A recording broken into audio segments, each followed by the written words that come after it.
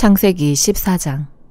시날왕 아므라벨, 엘라사왕 아리옥, 엘람왕 그돌라오멜, 고임왕 디달때, 이들이 소돔왕 베라, 고므라왕 비르사, 아드마왕 시납, 스보임왕 세메벨, 벨라왕 곧 소알왕과 전쟁을 일으켰습니다. 이들이 시든 골짜기 곧 여메에서 연합해 모였습니다. 그들은 12년 동안 그돌라오멜을 섬기다가 13년째 이르러 반역을 일으킨 것입니다. 14년째 되는 해 그돌라오멜과 그와 연합한 왕들이 나가 아스드로 가르나임에서 르바 족속을 치고 함에서 스스 족속을 치고 사웨 기랴다임에서 엠 족속을 치고 세일 산간 지방에서 호리 족속을 쳐서 광야 근처 엘바란까지 이르렀습니다. 그리고 그들이 돌이켜서 엠미스밭 곧 가데스에 이르러 아말렉 족속의 모든 영토와 하사손 다말에 사는 아모리 족속을 정복했습니다. 그때 소돔 왕, 고모라 왕, 아드마 왕, 스보임 왕, 벨라 왕, 곧 소알 왕이 출전해 시딘 골짜기에서 전투를 벌였는데 그 5 왕은 엘람 왕, 그돌라오멜, 고임 왕 디달, 시날 왕 아므라벨, 엘라살 왕 아리옥 이 4왕과 맞서 싸웠습니다. 시딘 골짜기에는 온통 역청 구덩이로 가득해서 소돔 왕과 고모라 왕이 도망칠 때 그 속에 빠졌고 그 가운데 나머지는 산간지대로 도망쳤습니다. 4왕이 소돔과 고모라의 모든 물건들과 양식들을 다 빼앗아 갔고 또한 그들은 소돔에 살고 있는 아브람의 조카 롯도 사로잡고 그의 재산까지 약탈해 갔습니다. 거기에서 도망쳐 나온 한 사람이 히브리 사람 아브람에게 가서 이 사실을 알렸습니다. 그때 아브람은 아모리 사람 마므레의 큰 나무숲 근처에서 살고 있었는데 마므레는 에스골과 아넬의 형제로서 이들 모두는 아브람과 동맹을 맺고 있었습니다. 아브람은 자기 조카가 포로로 잡혀갔다는 소식을 듣자 자기 집에서 낳아 훈련받은 사람 318명을 거느리고 단까지 쫓아갔습니다.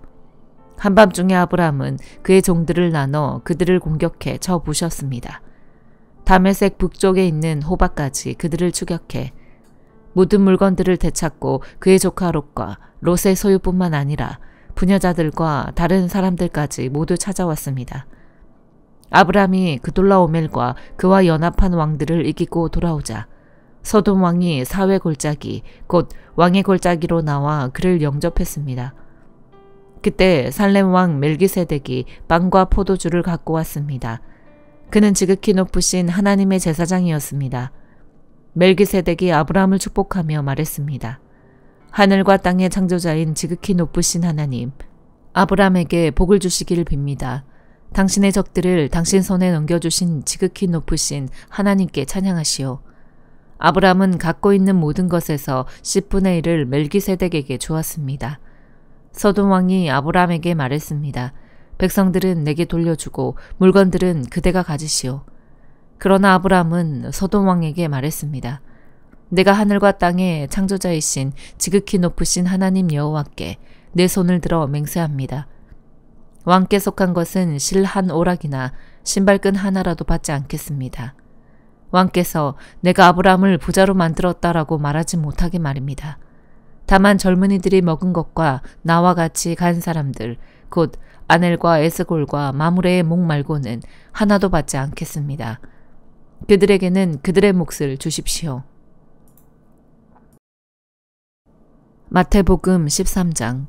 그날 예수께서 집에서 나와 호숫가에 앉으셨습니다.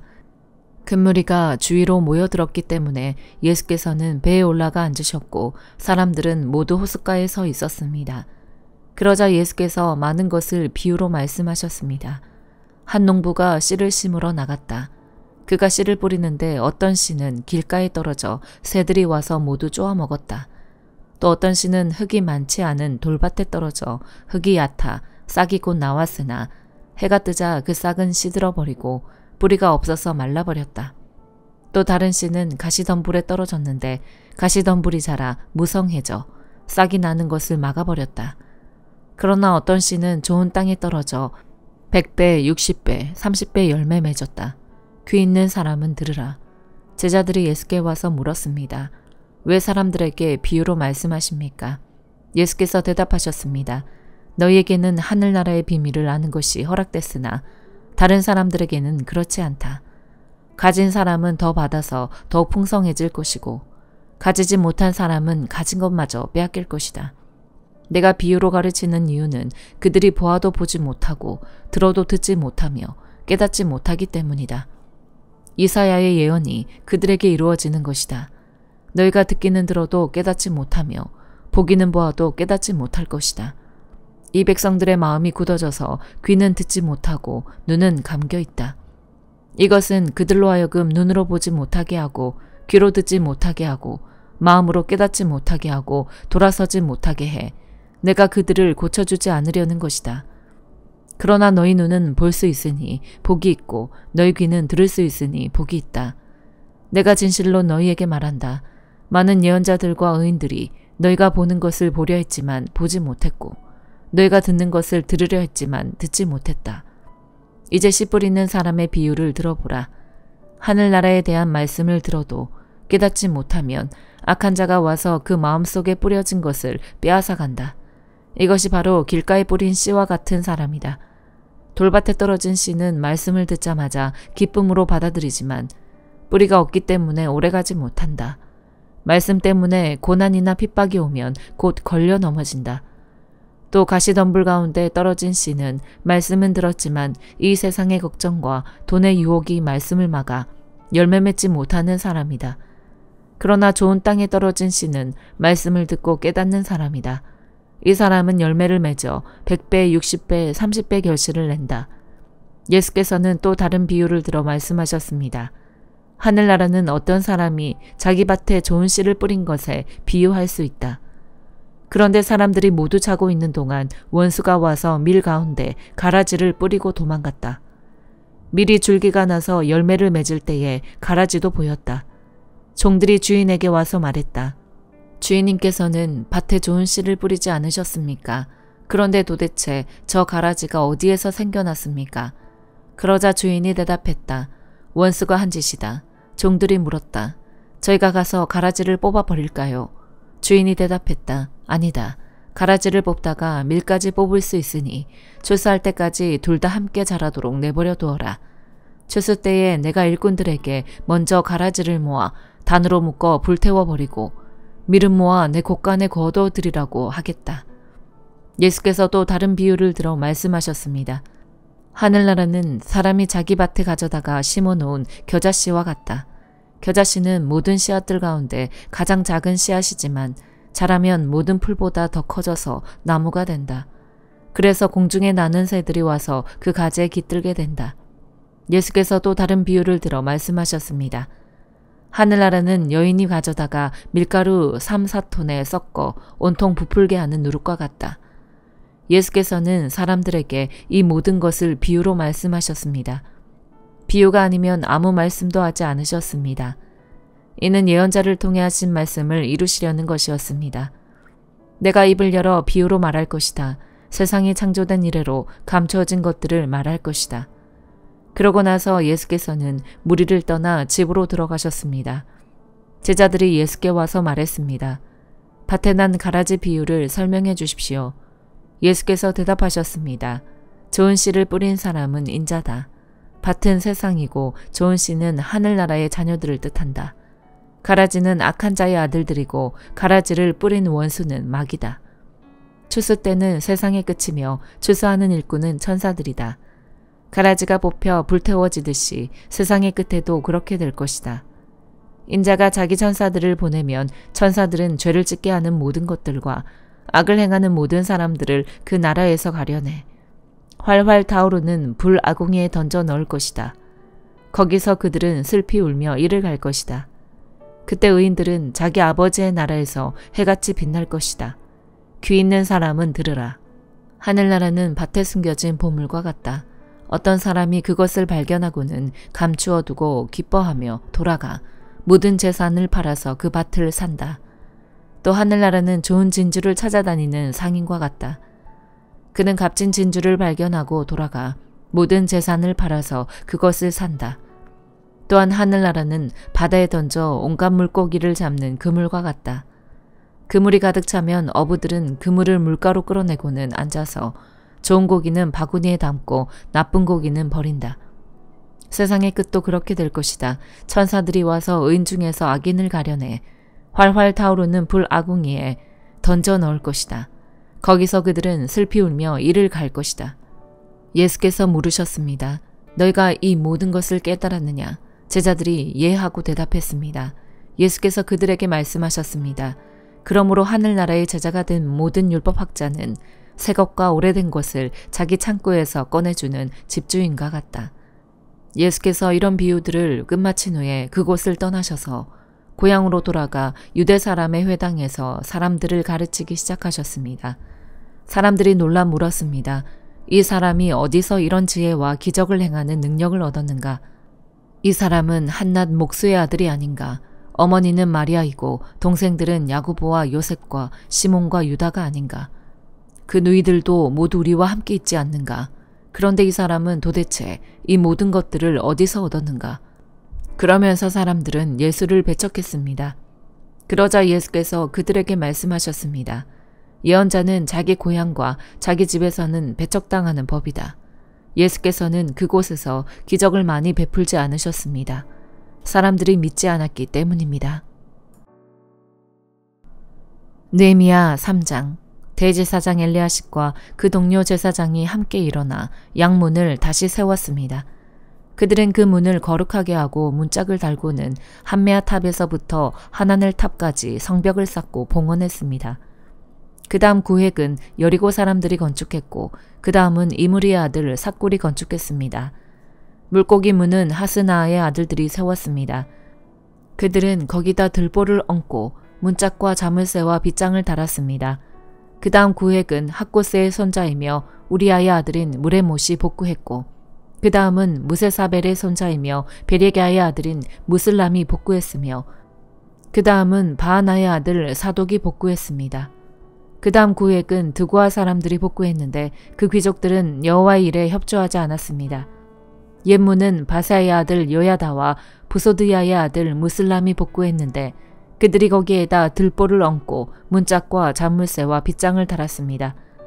그 다음은 기브온 사람 물라다와 메로노 사람 야돈과 기브온과 미스바 사람들이 함께 복구해 유프라테스 강 건너 총독의 보좌에까지 갔습니다. 그 다음 구획은 금세공인 할헤야의 아들 우시엘이 복구했고 그 다음은 향수 제조업자인 하나냐가 복구했습니다. 이렇게 해 그들은 넓은 벽에 이르기까지 성을 복원해 놓았습니다. 그 다음 구획은 예루살렘의 반쪽 구역의 통치자이며 후르의 아들인 르바야가 복구했고 그 다음은 하루마베 아들 여다야가 자기 집 맞은편을 복구했으며 그 다음은 하삼느야의 아들 핫두스가 복구했습니다.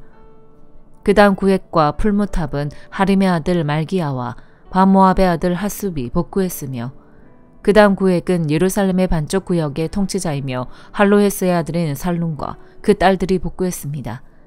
골짜기 문은 한운과 사노아 주민이 복구했는데 거기에다 그들이 문을 다시 세우고 문짝과 자물쇠와 빗장을 달았습니다. 그들은 또한 거름문까지 성벽 1000규빗을 복구했습니다. 거름문은 베탁게렘 지방의 통치자이며 레갑의 아들인 말기야가 복구해 문을 다시 세우고 문짝과 자물쇠와 빗장을 달았습니다. 샘문은 미스바 지방의 통치자이며 고로세의 아들인 살룬이 복구해 문을 다시 세우고 그 위에 지붕을 올리고는 문짝과 자물쇠와 빗장을 달았습니다. 그는 또한 왕의 궁정 옆에 있는 실로암 못의 성벽을 다윗의 성에서 내려오는 계단까지 복구했습니다.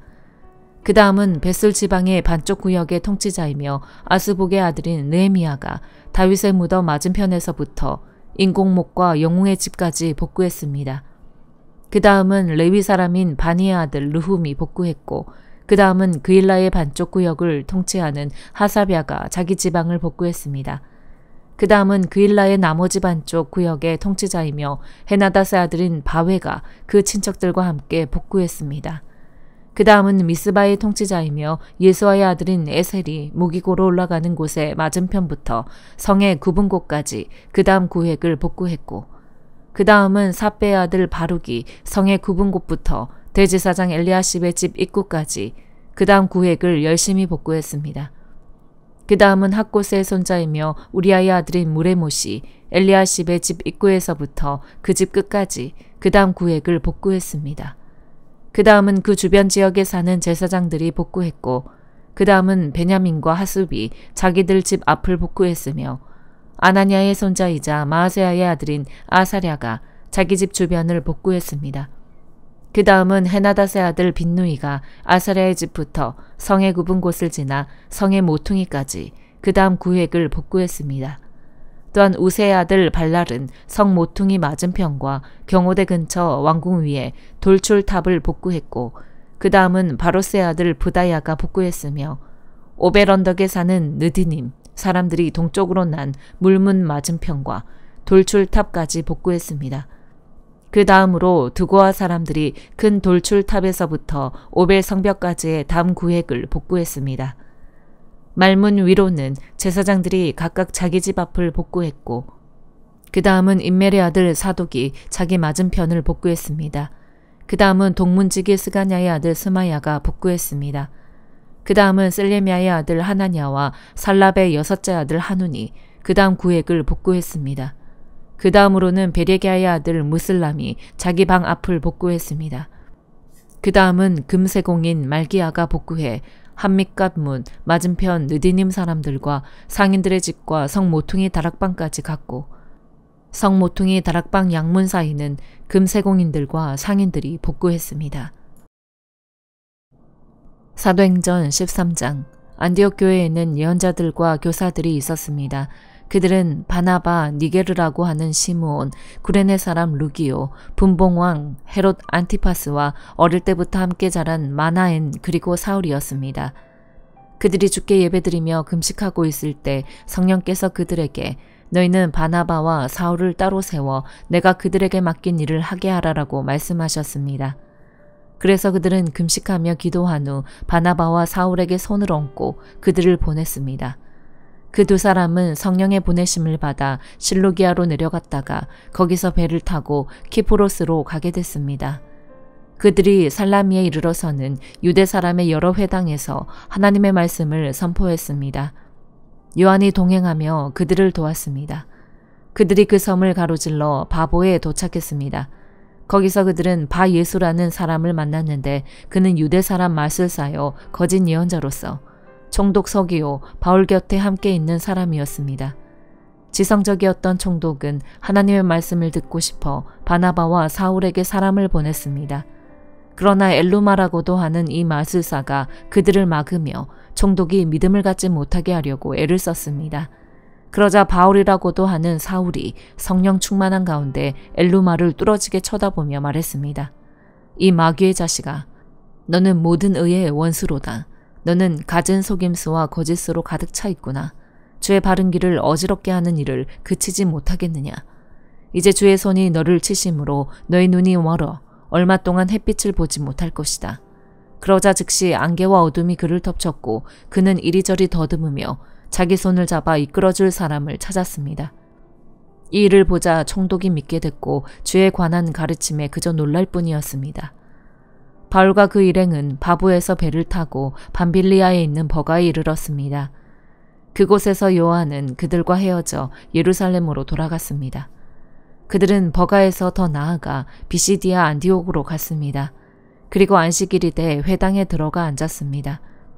율법서와 예언자들의 글을 낭독한 뒤에 회당 지도자들이 바울과 바나바에게 전가를 보내 형제들이여 이 사람들에게 권면해 줄 말씀이 있으면 하시오 라고 했습니다. 바울이 일어나 손짓하며 말했습니다. 이스라엘 사람들 또 하나님을 경외하는 이방 사람들이여 내 말을 들으십시오. 이스라엘 백성의 하나님께서는 우리 조상들을 선택하셔서 이 민족이 이집트 땅에 사는 동안 큰 민족이 되게 하시고 큰 권능으로 그들을 그 나라에서 이끌어내셨습니다. 광야에서 40년 동안 그들의 소행을 참으시고 가나안 땅의 7민족을 멸하셔서 그 땅을 이스라엘 백성들에게 유업으로 주셨습니다. 이 모든 일은 450여 년에 걸쳐 일어났습니다. 그 뒤 하나님께서는 그들에게 예언자 사무엘 시대까지 사사들을 세워주셨습니다. 그 후 이 백성들이 왕을 요구하자 하나님께서 베냐민 지파 기스의 아들 사울을 주어 40년 동안 다스리게 하셨습니다. 그리고 사울을 패하신 하나님께서는 다윗을 그들의 왕으로 세우셨습니다. 다윗에 대해 증언하시기를 내가 이새의 아들 다윗을 보니 내 마음에 꼭 맞는 사람임을 알았다. 내가 바라는 모든 것을 그가 이룰 것이다 라고 하셨습니다. 하나님께서는 약속하신 대로 다윗의 자손 가운데 구세주를 이스라엘에게 보내주셨는데 그 사람이 바로 예수입니다. 예수께서 오시기 전에는 요한이 이스라엘 모든 백성들에게 회개의 세례를 선포했습니다. 그리고 요한은 자기 사역을 끝마칠 무렵 너희는 나를 누구라고 생각하느냐? 나는 그리스도가 아니다. 그러나 그리스도는 내 뒤에 오실 것인데 나는 그분의 신발끈을 풀 자격도 없는 사람이다 라고 말했습니다. 아브라함의 자손인 형제들이여 그리고 하나님을 경외하는 이방 사람들이여 하나님께서 이 구원의 말씀을 우리에게 보내주셨습니다. 예루살렘에 사는 사람들과 그 지도자들은 예수를 알아보기는커녕 오히려 예수를 정죄해 안식일마다 읽는 예언자들의 말씀을 그대로 이루었습니다. 그들은 사형을 선고할 근거를 전혀 찾지 못했음에도 예수를 죽여달라고 빌라도에게 요구했고 예수에 관해 성경에 기록된 모든 말씀대로 행한 뒤 예수를 나무에서 끌어내려 무덤에 묻었습니다. 그러나 하나님께서는 죽은 사람들 가운데서 예수를 살리셨습니다. 그 후 여러 날 동안 예수는 갈릴리로부터 예루살렘까지 자기와 동행했던 사람들에게 나타나셨습니다. 그들이 바로 지금 백성들에게 예수에 대해 증언하는 사람들입니다. 우리도 여러분에게 하나님께서 우리 조상들에게 약속하신 좋은 소식을 전하고자 합니다. 하나님께서는 예수를 살리심으로써 그들의 자손인 우리에게 그 약속이 이루어지게 하셨습니다. 이것은 시편 2편에 기록된 것과 같습니다. 너는 내 아들이다. 오늘 내가 너를 낳았다. 하나님께서는 죽은 사람들 가운데서 예수를 다시 살리시고 썩지 않게 하셨는데 이것은 내가 다윗에게 약속한 거룩하고 확실한 복을 너희에게 줄 것이다 라고 말씀하셨던 것입니다.